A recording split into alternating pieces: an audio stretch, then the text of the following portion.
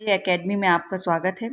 चलिए फ्रेंड्स, तो पहले आज वीडियो स्टार्ट करने से पहले मैं कुछ आपको सीटेट के एग्ज़ाम के विषय में कोई जानकारी देना चाहूँगी।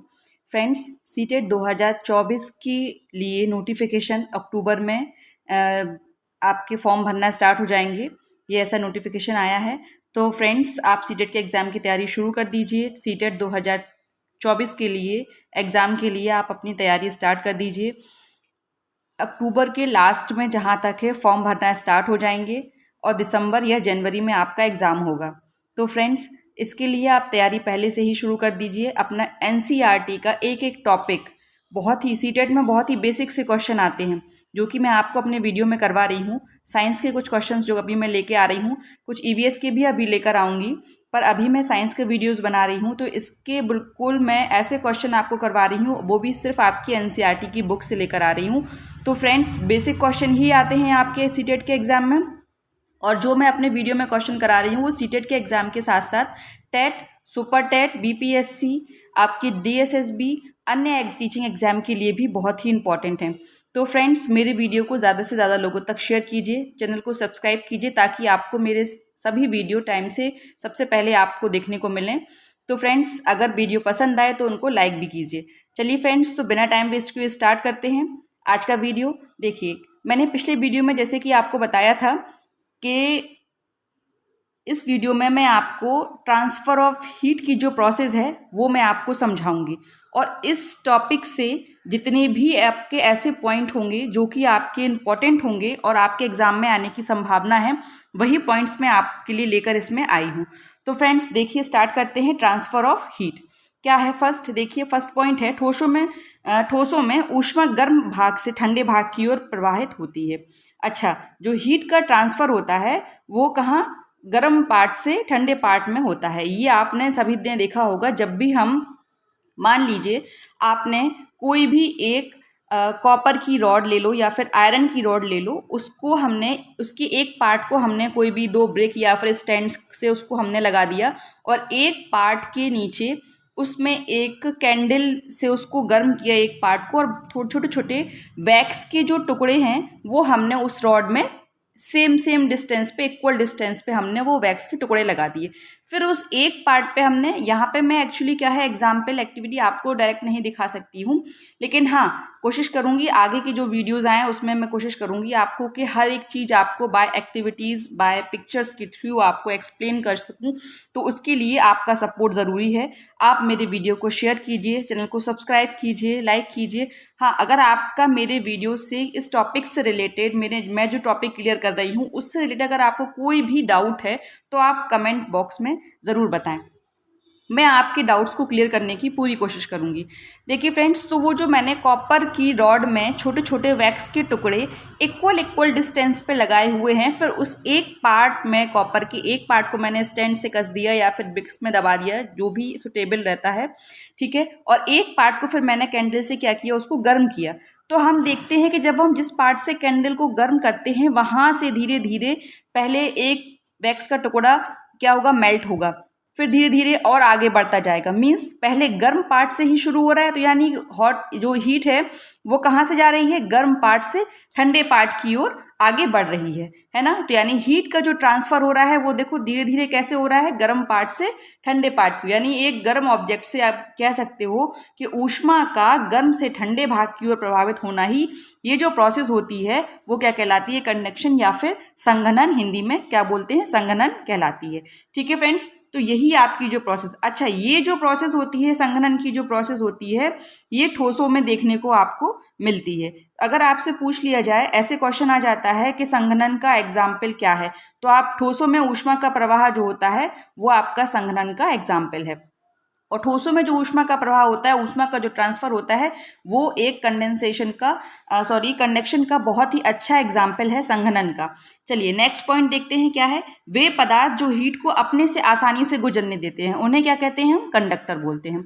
ठीक है, कंडक्टर या फिर सुचालक भी बोलते हैं, ये ध्यान रखिएगा, कंडक्टर या फिर हिंदी में सुचालक। इसमें मैंने इंग्लिश में ही लिखा हुआ है, ये मैंने इसको इंग्लिश में लिखा हुआ है कंडक्टर, इंग्लिश में कंडक्टर और हिंदी में सुचालक बोलते हैं। तो वे पदार्थ जो हीट को अपने से आसानी से गुजरने देते हैं उन्हें क्या कहते हैं, कंडक्टर कहते हैं। तो कंडक्टर वे पदार्थ होते हैं, जैसे कि आपने देखा होगा कि सॉलिड, जैसे कोई भी ठोस पदार्थ है, कोई भी ठोस मटेरियल है, सॉलिड मटेरियल है, उसमें जो हीट का ट्रांसफ़र होगा, तो आप उसमें हीट करेंगे तो वो बहुत जल्दी, उसको हीट करेंगे तो क्या होगा, वो बहुत जल्दी गर्म हो जाएगा यानी बहुत ही आसानी से हीट उसमें एंटर कर रही है, ठीक है ना, उसमें प्रवेश कर जाती है।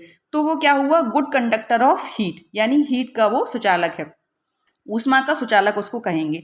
तो वे पदार्थ जो हीट को अपने से आसानी से गुजरने देते हैं उन्हें कंडक्टर या फिर सुचालक कहते हैं, और वे पदार्थ जो ऊष्मा को अपने से आसानी से नहीं गुजरने देते हैं उन्हें क्या कहते हैं, इंसुलेटर कहते हैं। क्या कहते हैं उनको, इंसुलेटर कहते हैं। फ्रेंड्स, ज़्यादातर क्वेश्चन ऐसे नहीं आते हैं कि बताइए कि इंसुलेटर किसको बोलते हैं या फिर कंडक्टर किसको बोलते हैं, ये ऐसे क्वेश्चन नहीं आते, आपको एग्जाम्पल्स दे दिए जाते हैं। मेन चीज़ है इसमें एग्जाम्पल, आपको एग्जाम्पल दे दिए, बताइए क्या एल्यूमिनियम जो है वो हीट का गुड कंडक्टर है या बैड कंडक्टर है, ठीक है। आपको 4-5 ऑप्शन दे दिए जाएंगे और आपसे पूछ लिया जाएगा कि उसमें एक ऑप्शन जो होगा एल्यूमिनियम जो है ऊष्मा का अच्छा सुचालक है, और बाकी क्वेश्चन जो होंगे वो आपके नेगेटिव होंगे। तो आपको उसी पॉजिटिव आंसर को सर्च करना होता है उस टाइम पर। तो अगर आपको ये पता है कि कौन से ऐसे पदार्थ हैं जो कि आपके गुड कंडक्टर हैं और कौन से ऐसे हैं जो पुअर कंडक्टर हैं। अच्छा फ्रेंड्स, एक चीज़ और, ये जो इंसुलेटर होता है इसको हिंदी में कुचालक भी बोलते हैं और इसको इंग्लिश में पुअर कंडक्टर भी बोलते हैं, ठीक है फ्रेंड्स। तो इंसुलेटर या पुअर कंडक्टर कौन से होते हैं या कुचालक कौन से पदार्थ होते हैं जिनमें ऊष्मा आसानी से नहीं गुजरती है, ठीक है। वे पदार्थ जो ऊष्मा को अपने से आसानी से नहीं गुजरने देते हैं उन्हें इंसुलेटर कहते हैं या फिर पुअर कंडक्टर ऑफ हीट कहते हैं। चलिए नेक्स्ट क्वेश्चन पर देखते हैं। नेक्स्ट पॉइंट क्या है हमारा, नेक्स्ट पॉइंट है, देखिए जैसे कि मैंने अभी अभी आपको बताया था फ्रेंड्स, ये जो पॉइंट्स हैं बहुत ही इंपॉर्टेंट हैं, इसी टाइप के, इसी में से आपको क्वेश्चन आते हैं, ये दोनों ही पॉइंट इंपॉर्टेंट हैं। देखिए पहला क्या है, एल्यूमिनियम, आयरन और कॉपर, सोना, चांदी, ठीक है। एल्यूमिनियम, आयरन, कॉपर, सोना, चांदी, ये सभी क्या हैं, ऊष्मा के अच्छे सुचालक हैं। फ्रेंड्स, इसमें से ही आपको क्वेश्चन देखने को मिलते हैं। आपको ऐसे ही क्वेश्चन दे दी जाएंगे, एक ऑप्शन में दे दी जाएगा क्या सोना ऊष्मा का अच्छा सुचालक है या नहीं, ठीक है। कौन, ये कथन सत्य है या असत्य, तो ये बिल्कुल सत्य है कि एल्यूमिनियम, आयरन, कॉपर, सोना, चांदी ये क्या है, गुड कंडक्टर ऑफ हीट है। अच्छा सेकंड पॉइंट देखिए क्या है, यहाँ पे नेक्स्ट पॉइंट है, प्लास्टिक, वुड, एयर, वाटर और बेकेलाइट, एस्बेस्टस, चीनी मिट्टी, कागज, पीवीसी, ये सब क्या है, पुअर कंडक्टर ऑफ हीट है। फ्रेंड्स, ये बहुत ही इंपॉर्टेंट है ये दोनों पॉइंट, इसी टाइप से आपको ऐसे ही दे दिए जाते हैं ऑप्शन में और पूछ लिया जाता है कथन सत्य है या असत्य बताइए। ऐसे ही आपको 4 ऑप्शन दे दिए जाते हैं, उसमें आपसे पूछा जाता है कि इनमें से कौन सा कथन सत्य है। उसमें से एक ऑप्शन आपका ये भी दिया होगा कि plastic, would, air, water, bakelite, asbestos और चीनी मिट्टी, कागज, पीवीसी, ये सभी क्या है, पुअर कंडक्टर ऑफ हीट है या फिर आप कह सकते हो ऊष्मा के कुचालक हैं, ठीक है फ्रेंड्स। चलिए आगे चलते हैं। देखिए नेक्स्ट क्या है पॉइंट हमारे, पुअर कंडक्टर हीट को इंसुलेटर्स भी कहते हैं। जैसे मैंने आपको बताया पुअर कंडक्टर ऑफ हीट का ऊपर मैंने आपको बताया था कि पुअर कंडक्टर ऑफ हीट को क्या कहते हैं, इंसुलेटर भी कहते हैं, ठीक है, या फिर कुचालक भी बोलते हैं। अच्छा अब देखिए नेक्स्ट पॉइंट आता है यहाँ पर हमारा कन्वेक्शन, ठीक है। अभी आपने क्या पढ़ा था, कंडक्शन, अब है आपका कन्वेक्शन। कन्वेक्शन यानी हिंदी में इसको बोलते हैं संवहन, ठीक है। इसको हिंदी में क्या बोलते हैं, इसको हिंदी में बोलते हैं आप संवहन, ठीक है। क्या कहते हैं इसको हिंदी में, संवहन। इंग्लिश में बोलते हैं कन्वेक्शन और हिंदी में बोलते हैं संवहन। अच्छा संवहन होता क्या है, किसी पदार्थ की एक भाग से दूसरे भाग में अणुओं के जाने से जो उसके ताप में जो परिवर्तन होता है, ठीक है, उसके ताप में जो परिवर्तन हो रहा है उसी के संचार को ही हम क्या कहते हैं, संवहन या कन्वेक्शन बोलते हैं। देखिए फ्रेंड्स, ये जो कन्वेक्शन की जो प्रोसेस है इसमें क्या होता है, हमेशा जो हीट होती है वो ऊपर की तरफ फ्लो होती है। कहाँ होती है, ऊपर की तरफ फ्लो होती है। अच्छा जो हीट ऊपर की तरफ जो फ्लो होती है उससे क्या होता है कि आपका कि जो ऊष्मा होगी, ऊष्मा का जो प्रवाह होगा वो ऊपर की तरफ क्या होगा, ज़्यादा होगा और साइड में क्या होगा, कम होगा। यानी क्या है, ऊष्मा के स्थानांतरण या संचरण को ही, जो संचरण की जो विधि है उसको ही हम क्या बोलते हैं, कन्वेक्शन बोलते हैं, ठीक है। अच्छा एक चीज़ और भी है इसमें क्या है, इसमें एग्जाम्पल ज़्यादा पूछे जाते हैं संवहन के जो हैं इसमें ज़्यादा एग्जाम्पल पूछे जाते हैं। एग्जाम्पल्स आपको दिए जाएंगे और आपसे पूछ ले जाएगा ये कौन सी प्रोसेस है, इस प्रोसेस का क्या नाम है या ये प्रोसेस किससे रिलेटेड है, इस तरह से पूछ लिया जाता है। जैसे कि ये तो आपको समझ आ गया कन्वेक्शन क्या है। कन्वेक्शन, किसी पदार्थ के एक भाग से दूसरे भाग के अणुओं के, ठीक है, जो ऊष्मा के जाने की जो प्रोसेस होती है, ऊष्मा के जो संचार की प्रोसेस होती है, उसको क्या कहते हैं हम? संवहन कहते हैं। अच्छा, अब देखिए यहाँ पर और मेन चीज, अच्छा क्वेश्चन इससे ज़्यादा नहीं बनता है, क्वेश्चन ऐसे बनते हैं, जैसे ये वाला क्वेश्चन इंपॉर्टेंट है कि लिक्विड गैसेस प्लाज्मा में क्या होता है? ऊष्मा का स्थानांतरण संवहन के द्वारा ही होता है, ठीक है। तो ये आपका इंपॉर्टेंट है, लिक्विड गैसेज और प्लाज्मा, ये आप ध्यान रखिएगा कि इसमें जो ऊष्मा का जो स्थानांतरण होता है वो किसके द्वारा होता है? कन्वेक्शन के द्वारा या संवहन के द्वारा ही होता है। चलिए फ्रेंड्स, आगे देखते हैं नेक्स्ट पॉइंट क्या है।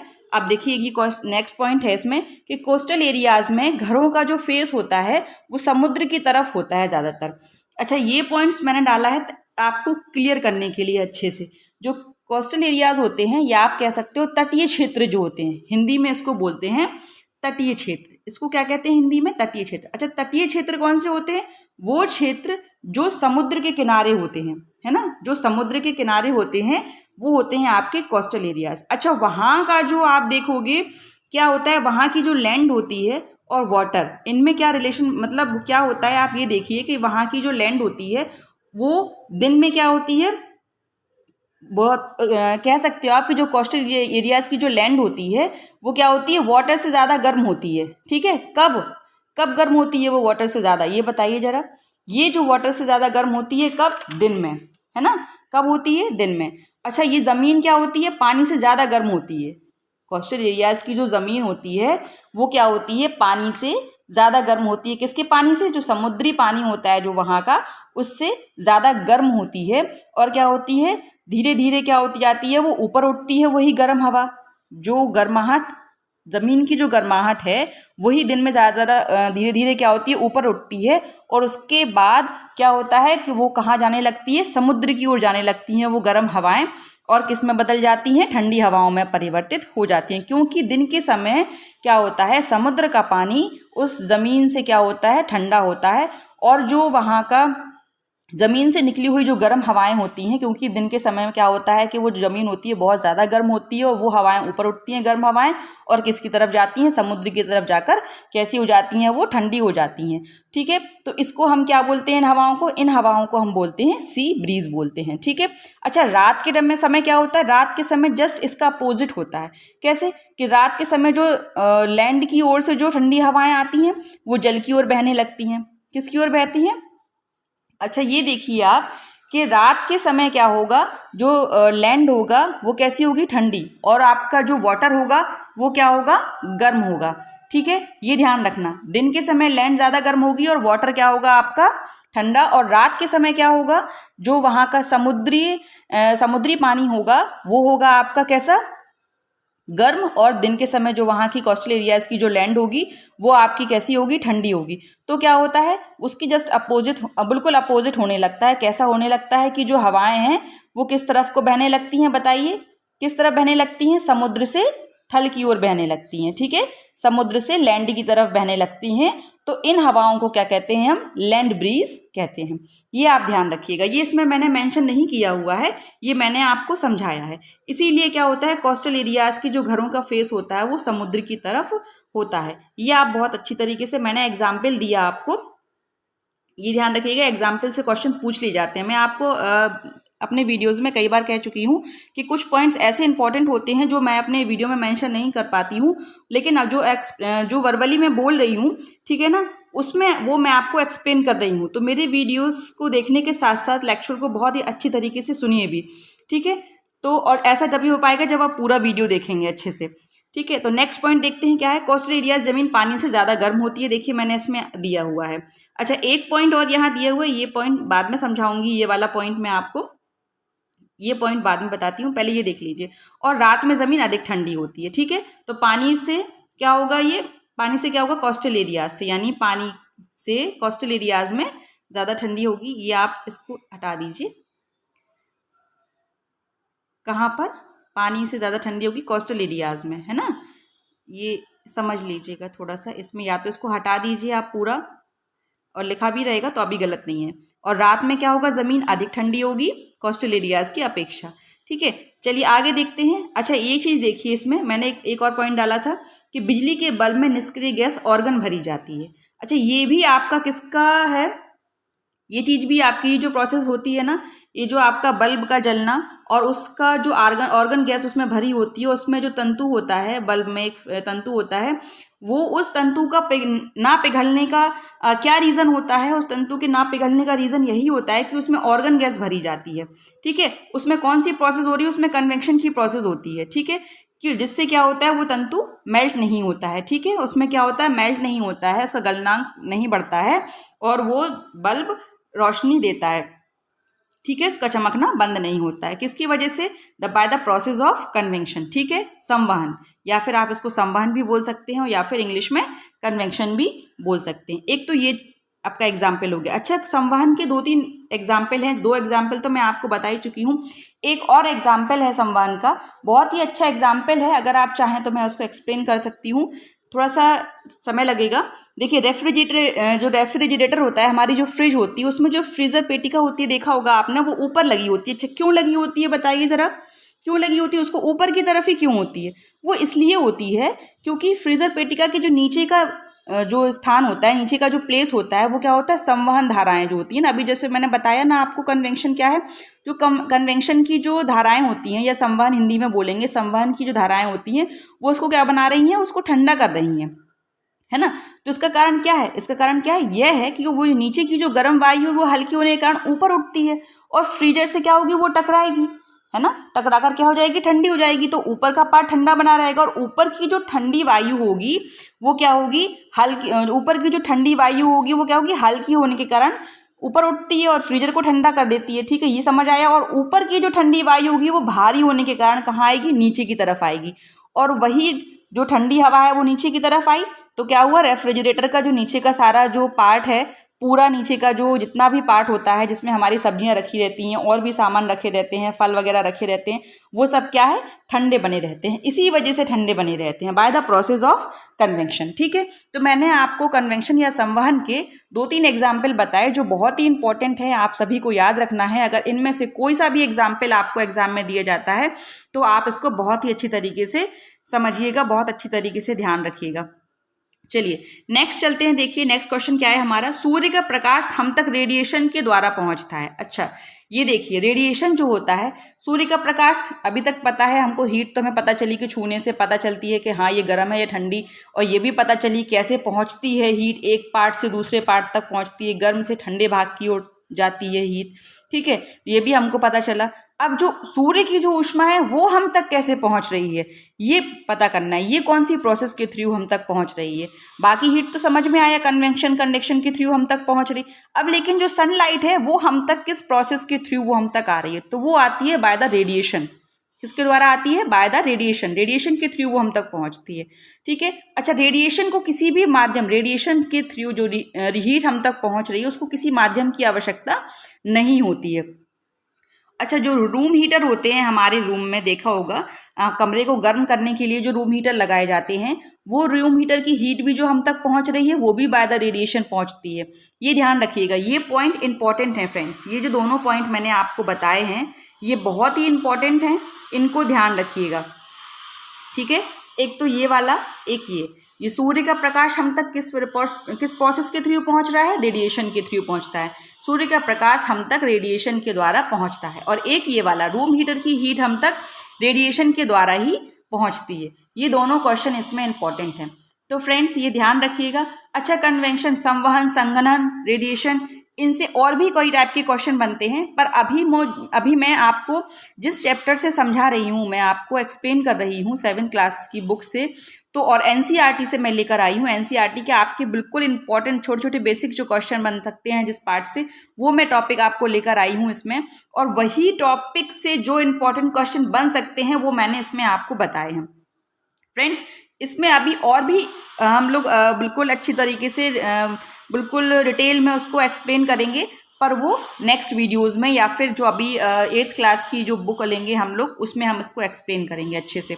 अच्छा, तो फ्रेंड्स ये तो मैंने आपको बताया रेडिएशन। अच्छा, अब देखिए जरा यहाँ पर नेक्स्ट क्या है, डार्क कलर अधिक ऊष्मा को एब्जॉर्ब करता है और लाइट कलर की अपेक्षा, ठीक है, ये बिल्कुल सही बात है, ये तो जनरली सभी जानते हैं कि जो डार्क कलर होता है वो ऊष्मा को ज़्यादा एब्जॉर्ब करता है और लाइट कलर ऊष्मा को कम एब्जॉर्ब करता है, ठीक है।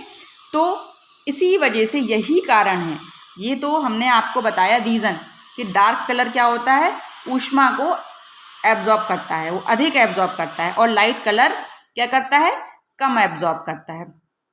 तो यही वजह है कि हम लोग विंटर में क्या होते हैं, कैसे कपड़े पहनते हैं, वूलन, ठीक है, और डार्क कपड़े पहनते हैं, डार्क कलर के। और समर में कैसे कपड़े पहनते हैं, समर सीजन में हम लोग पहनते हैं लाइट कलर के कपड़े पहनते हैं, और बिल्कुल लाइट कलर के साथ साथ कॉटन के कपड़े पहनते हैं, जो कि हमारी बॉडी के लिए कैसे होते हैं, बहुत ही आरामदायक होते हैं। क्यों पहनते हैं गर्मियों में वूलन क्लॉथ ज़्यादातर, क्योंकि जो वूल होती है वो क्या होती है, पुअर कंडक्टर होती है हीट की। वूल क्या होती है, पुअर कंडक्टर होती है हीट की, क्या होती है, कुचालक होती है।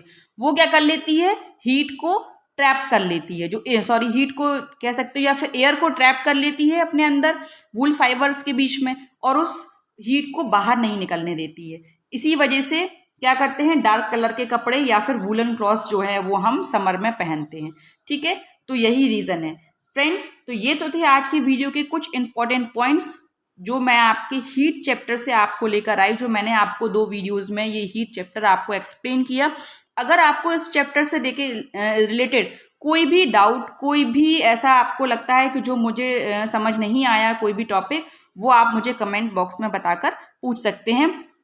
तो फ्रेंड्स, आज की वीडियो मैंने आपको जो भी बताया वो बहुत ही इंपॉर्टेंट था, और मेरे इस वीडियो को ज़्यादा से ज़्यादा लोगों तक शेयर कीजिए, उन लोगों तक शेयर कीजिए जो ज़्यादातर टीचिंग एग्जाम की प्रिपरेशन कर रहे हैं। टीचिंग एग्जाम के अलावा कुछ ऐसे स्टूडेंट्स भी हैं जो 7th 6th 7th 8th में हैं, उनके लिए भी ये वीडियो बहुत ही यूज़फुल है। तो फ्रेंड्स, मेरे वीडियो को ज़्यादा से ज़्यादा लोगों तक शेयर कीजिए ताकि उनको भी मेरे वीडियो से हेल्प मिल सके। तो फ्रेंड्स, जो भी स्टूडेंट साइंस स्ट्रीम से हैं, जिनको भी साइंस में इंटरेस्ट है, वो मेरे वीडियो को देख सकते हैं। तो फ्रेंड्स, इस वीडियो को ज़्यादा से ज़्यादा लोगों तक शेयर कीजिए, मेरे चैनल को सब्सक्राइब कीजिए, लाइक कीजिए। ओके फ्रेंड्स, आज का वीडियो यहीं तक। नेक्स्ट वीडियो कल स्टार्ट करते हैं न्यू टॉपिक के साथ, न्यू चैप्टर के साथ। Thank you.